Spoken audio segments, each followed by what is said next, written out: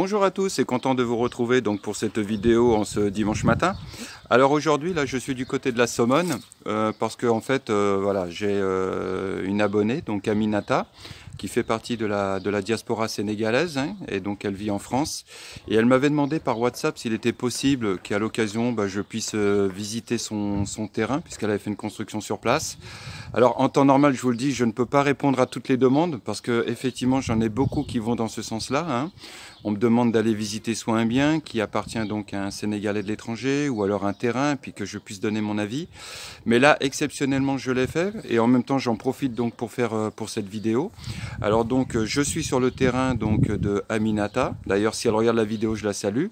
Et son fils qui vit à Dakar, donc Amar, est venu spécialement de Dakar pour me présenter donc pour me faire montrer où se situer parce que l'emplacement n'est pas facile à trouver.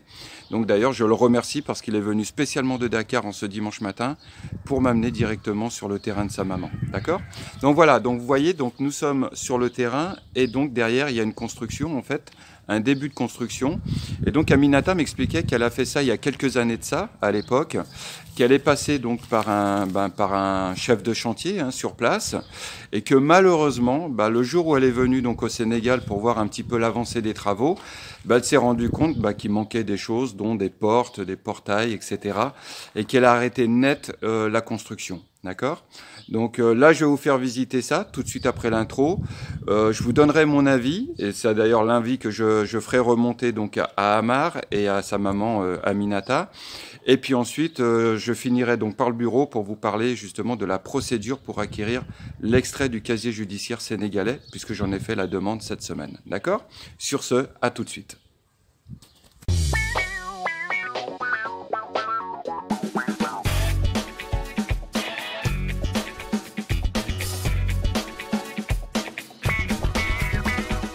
Voilà, donc je suis à l'intérieur du bâtiment. Il y a Amar qui est avec moi. Voilà, comme ça, donc voilà, je le remercie parce qu'il a été ponctuel, il a été là, il est venu spécialement de Dakar et franchement, merci, hein, dire Diaf. Hein. Okay. Alors là, on est dans le bâtiment, on est à l'étage, vous voyez. Alors une particularité, c'est ce que je disais à Amar, et ça c'est voilà, ça c'est le cas classique. Vous voyez, on est sur le chantier et on s'est rendu compte en fait qu'il était squatté. Donc il y a, en fait, regardez, je vais vous faire voir, la personne n'est pas là. Mais voilà, hop. Je vous fais voir ça sans me casser la figure. Voilà, vous voyez, donc un matelas, voilà, d'état d'affaires, etc. Voilà, donc ça c'est le type, l'exemple type, c'est-à-dire que effectivement, quand il y a un chantier inoccupé, c'est vite squatté. C'est pareil, idem pour les terrains, c'est ce que je vous disais, hein, quand vous faites l'acquisition d'un terrain. Si vous ne le murez pas, si vous ne le mettez pas en valeur rapidement, il y a des gens qui vont venir le squatter et éventuellement même construire dessus. D'accord? Donc bien faire attention à ça. Donc c'est quelque chose qui me surprend pas, mais qui est une réalité. Et voilà. Donc on l'a pas vu le squatter. Pour l'instant, je l'ai pas vu, à moins qu'il se coince, qu'il se cache dans les recoins. Alors je vais monter simplement pour vous faire voir un petit peu la vue panoramique. Je fais attention parce que c'est assez rudimentaire. Vous voyez, voilà, je fais attention, il y a des tiges en fer, etc. Voilà. Alors, ce que je ferai remonter à Aminata comme information, c'est que je trouve que le terrain, voilà, il y a du potentiel parce qu'il y a des constructions qui se font autour. Vous voyez, donc voilà. Donc le terrain est intéressant. Voilà, vous voyez, tac. Par contre, le bâtiment par lui-même, c'est ce que j'expliquais à Amar. Moi, à mon humble avis, je pense que, étant donné qu'elle a fait ça, de façon pour l'instant, il est peut-être inutile de continuer de faire des travaux dessus. Je reprends mon souffle, hein, faut monter les escaliers. Donc je pense qu'il est inutile de faire des travaux dessus. Étant donné qu'il a été mis en valeur, hein, il est muré, il y a même un puits. D'ailleurs, je vais essayer de vous le filmer, vous allez voir, sans me casser la figure. Voilà, il est juste en bas, voilà, juste là, d'accord ? Donc il y a un puits, donc je dirais qu'à la limite, elle n'a qu'à laisser pour l'instant ce terrain comme ça. Il prendra forcément de la valeur puisqu'il y a des constructions autour. Les poteaux d'électricité sont juste là, dans le coin. Donc moi je dirais que pour l'instant, il n'y a pas urgence de faire quoi que ce soit dessus. C'est un investissement, donc elle le garde. Ce qui est regrettable, c'est qu'effectivement, Aminata a fait des dépenses pour la construction de ce bâtiment. Et je pense que si un jour elle revend le bâtiment, en fait le gars rasera le bâtiment pour construire quelque chose d'autre sur le terrain. D'accord ? Voilà, donc on en revient toujours à ce problème fondamental, hein, que ce soit auprès de la diaspora sénégalaise ou bien auprès des Européens qui vivent à l'étranger. Il est très très difficile de déléguer ici et malheureusement de faire confiance à quelqu'un, parce que souvent, je dis bien malheureusement, souvent on est déçu.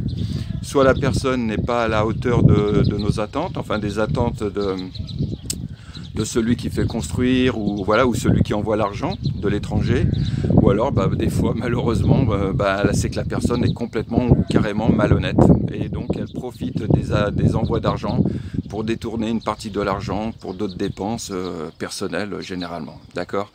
Donc voilà, il est très très difficile de déléguer, ça je le reconnais. Souvent les Sénégalais de la diaspora me le disent, hein, ils me disent franchement, France, on aimerait investir plus au Sénégal, mais le problème c'est qu'en face de nous, il n'y a pas d'interlocuteur, je dirais, viable et je dirais digne de confiance. Voilà. Mais là pour l'instant je n'ai pas de solution, simplement c'est ce que je vous dis à chaque fois, voilà, si vous souhaitez investir, prenez votre temps, ne le faites pas dans l'urgence, n'achetez jamais un terrain sans être venu au préalable pour voir le terrain, demandez un PV de vérification.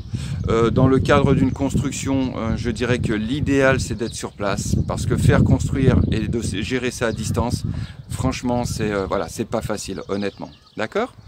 Voilà, donc voilà ce que je pouvais dire donc concernant ce bâtiment donc d'Aminata.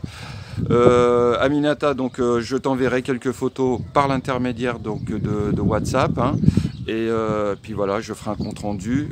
Pour les autres abonnés, je ne peux pas vous garantir de venir voir vos parcelles, vos terrains, vos constructions, parce que je vous dis bien, j'ai eu énormément de demandes dans ce sens-là, et voilà, je le ferai vraiment de manière ponctuelle et exceptionnelle. D'accord ?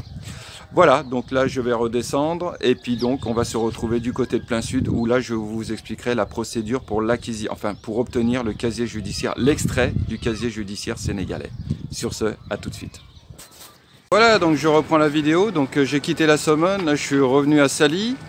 Et alors oui, aujourd'hui donc deux choses, c'est que le temps il n'est pas extraordinaire, en ce moment c'est plutôt nuageux, la température a un peu baissé. Et ça dure depuis quelques jours, mais logiquement après, les températures devraient se rehausser, logiquement. Alors aujourd'hui, donc à Saly, en fait, il y a un marathon. Donc c'est pour ça d'ailleurs qu'avec la moto, pour circuler, c'était pas évident. Donc là, ils ont bloqué en fait toute la rue. Et bon, moi, ce que j'ai fait, c'est que j'ai laissé la moto au bureau. Comme ça, c'est beaucoup plus pratique. Et là, je vais rentrer tranquillement chez moi, tranquillement, faire des courses et rentrer à la maison.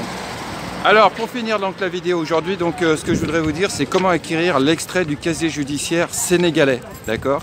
Puisque moi au bout de 14 ans maintenant, on ne me réclame plus un casier judiciaire français, mais le casier judiciaire sénégalais. Alors comment il se présente en fait ? Il se présente de cette manière-là, vous voyez ? C'est une copie, hein, j'ai fait l'original, je l'ai gardé au bureau. Donc c'est une feuille verte en fait, donc dessus voilà mon nom, mon prénom. J'ai vu qu'ils ont fait une faute sur mon nom, ils ont oublié le M, donc ils ont marqué Chapin. Mais bon, c'est pas grave, ça pose pas de problème. Donc voilà, ce papier-là, il m'était réclamé donc pour faire mon renouvellement et obtenir donc ma fameuse carte d'identité des étrangers. Hein. D'ailleurs, j'espère que cette fois-ci je l'aurai. C'est ma 3e demande en ce sens-là, donc en 14 ans. Donc normalement, je devrais l'obtenir. Et voilà. Et donc ce papier-là, il était requis dans le dossier, hein, d'accord ? Alors, alors pour obtenir donc ce casier judiciaire sénégalais, en fait, vous devez aller donc au tribunal d'instance de Thiès. Enfin, je parle pour les gens qui vivent à Saly, hein.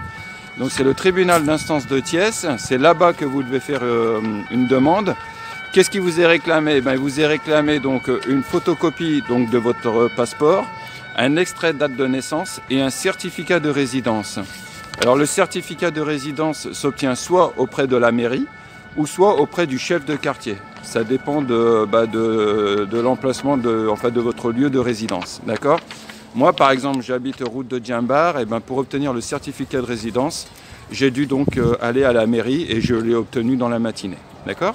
Donc quand vous avez ces 3 papiers, la photocopie du passeport, le certificat de résidence et votre extrait de date de naissance, vous allez au tribunal d'instance de Thiès et là donc vous venez donc chercher cet extrait. Il faut savoir deux choses, parce que je me suis fait avoir avec ça. Il faut savoir qu'il faut y aller tôt le matin, donc à Thiès, au tribunal d'instance, vous y allez tôt le matin. Le certificat, enfin cet extrait donc de casier judiciaire ne s'obtient normalement pas dans la journée. Il faut un laps de temps de 24 heures pour l'obtenir, d'accord? Moi je pensais que ça s'obtenait dans la journée. J'ai pu l'obtenir dans la journée, mais ça a été très très difficile, donc il faut plutôt partir sur une base qu'il faudra que vous reveniez le lendemain pour le récupérer, d'accord? Ça c'est le premier point, ok? Ensuite, le deuxième point, chose importante. Bonjour Christine, ça va bien? Deuxième chose très importante, en fait, c'est que voilà, je me suis fait avoir quand je suis allé au tribunal d'instance. Il faut y aller avec un pantalon. Voilà. Si vous y allez comme moi dans une tenue, c'est-à-dire Bermuda, voilà, ça passera pas. Donc pour les hommes, le pantalon est de rigueur. Pour les femmes, soit un pantalon, soit une jupe longue. Mais voilà, jupe courte ne sera pas acceptée. D'accord? Les gardiens m'expliquaient que la réglementation a changé dernièrement. Donc voilà. Et j'ai vu, quand j'y suis allé, j'ai vu plein d'Européens se faire refouler comme moi à l'entrée. Donc voilà, tenez bien compte de ce critère-là. Ok? Voilà, donc simplement, donc, vous partez tôt le matin. Un timbre de 200 francs CFA, enfin ça vous sera facturé, je crois, 200 francs CFA, la démarche administrative. D'accord? Voilà, donc ce que je pouvais vous dire. Là, vous voyez, donc c'est calme, hein, il n'y a personne derrière, si. Vous voyez, derrière, il y a un peu de gens, d'attroupement. Je pense que l'arrivée du marathon doit se faire sous peu, donc normalement, ça ne devrait pas tarder. Et moi, je vais continuer mon périple, d'accord? Dernière chose, vous voyez, donc je suis quand même content d'une chose. Je n'aime pas me lancer des fleurs, mais voilà. J'ai un casier judiciaire français vierge et j'ai un casier judiciaire sénégalais vierge. D'accord? Donc voilà, je suis content de ça. Dernière chose aussi, j'ai une amie qui travaille donc aux renseignements généraux, donc aux renseignements généraux sénégalais, et elle me disait bien que pour quelqu'un qui fait une demande de carte de séjour, s'il a malheureusement un passif judiciaire en France, et encore plus ici, mais surtout s'il a un passif judiciaire en France, il lui sera difficile, voire impossible d'obtenir la carte de séjour. D'accord? Donc malheureusement pour ces gens-là, hein, malheureusement des fois on a fait des bêtises de jeunesse, etc. Et ça risque de poser problème. D'accord? Quant à ceux qui ont des problèmes judiciaires ici au Sénégal, pour eux, pour obtenir la carte des étrangers, ça leur sera encore d'autant plus difficile. D'accord? Voilà ce que je pouvais vous dire aujourd'hui dans cette vidéo du dimanche. Je vous souhaite une bonne continuation. A très bientôt, prochaine vidéo dans la semaine. Le sujet, je ne le sais pas encore, on verra d'ici là. Sur ce, bonne journée. Ciao, au revoir.